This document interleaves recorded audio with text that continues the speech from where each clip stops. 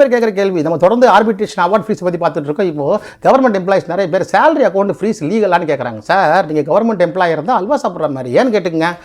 ஒரு சில பேருக்கு மட்டும் பார்த்தீங்கன்னாக்கா அந்த பேங்க் அக்கௌண்ட்டில் வந்து உங்களுக்கு கவர்மெண்ட் வேலையில் தான் ஈஸியாக ஹவுசிங் லோன் டேங்ஷன் ஆகிடும். ஈஸியாக கிரெடிட் கார்டை கொடுத்துருப்போம். அதுவும் மெயினாக அவங்க தள்ள கட்டுறது இந்தியன் பேங்க், எஸ்பிஐ தான். கிரெடிட் கார்டை இந்தியன் பேங்க் அவ்வளோ சீக்கிரம் வாங்க முடியாது. ஈஸியாக 10,000 ரூபாய்க்கு உங்கள் சேலரியோட அந்த கிரெடிட் ஆகும். அவங்க கிரெடிட் கார்டு கையில் கொடுத்துருவாங்க. 10,000 மினிமம் மெசேஜ் பண்ணிங்க சார் ஆசைப்பட்டு பண்ணுவீங்க.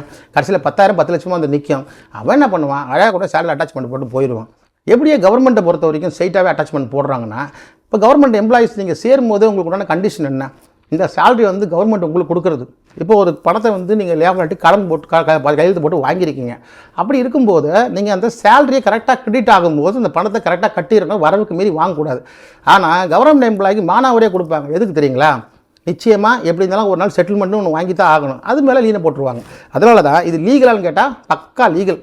அதனால தான் கவர்மெண்ட் வேலை செய்கிறவங்க எல்லாருமே லோனு ஒன்று டிஃபால்ட் ஆகுற ஸ்டேஜ்லேயே வந்து ஒரு இமெயில் கரஸ்பாண்டன்ஸ் ஒரு அட்வொகேட் மூலமாக வச்சுக்கணும். இது எதுக்கு யூஸ் ஆகும்னா, ஒரு மெயில் கரஸ்பாண்டன்ஸ் ஒரு அட்வொகேட் மூலமாக உங்களோட வரவு செலவு இவ்வளோ பணம் வருது, இவ்வளோ தான் பண்ண முடியும்னு சொன்னால் அதுக்குண்டான பல விஷயங்கள் கவர்மெண்ட் எம்ப்ளாய்க்காக ரீஸ்ட்ரக்சரிங் ஆஃப் லோன் இப்படின்னு ஒரு ப்ராசஸ் வந்து பண்ணலாம்.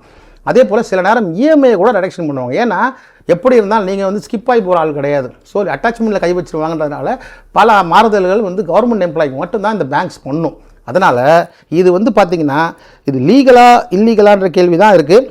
அதனால் இது வந்து சேலரி ஃப்ரீஸுங்கிறது லீகல் தான்.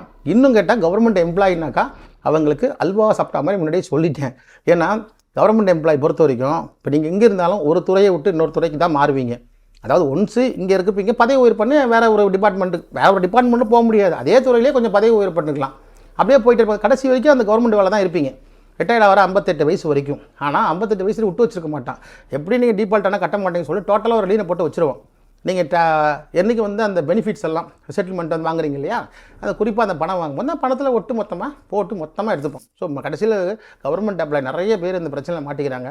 கவர்மெண்ட் எம்ப்ளாய்ஸ் முக்கால்வாசி லோன் வாங்கும்போது யோசிங்க, லோனை வாங்கிட்டீங்களா, அப் டு டேட் என்ன கரண்ட் ஸ்டேட்டஸுங்கிறத உங்கள் லாயரை வச்சு நீங்கள் வந்து அப்பப்போ கன்சல்ட் பண்ணிக்கணும். சார் இந்த மாதிரி சார் இந்த மாதம் இந்த லோன் கொடுக்குறாங்க வாங்கலாமா, தயவு செஞ்சு டாப் அப் மட்டும் பண்ணிகிட்டே இருப்போம்.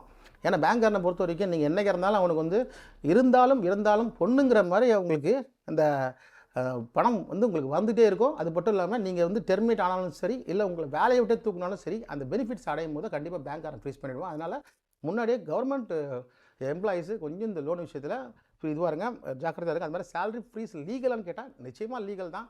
அதே சமயம் அட்வைஸை கேட்டு நடந்தீங்கன்னாக்கா உங்களுக்கு வர பிரச்சனையில் 50% வந்து நீங்கள் அவாய்ட் பண்ணுங்கள். சொல்லி முடிச்சுக்கிறேன். நன்றி. வணக்கம். சப்ஸ்கிரைப் பண்ணுங்கள், ஷேர் பண்ணுங்கள். நம்ம சேனல் நிறைய பேர் வந்து சப்ஸ்கிரைப் பண்ணாமல் பார்த்துட்டு இருக்கீங்க. உங்கள் நல்லது தான் சொல்கிறேன். மற்றபடி என்டர்டைன்மெண்ட் சேனல்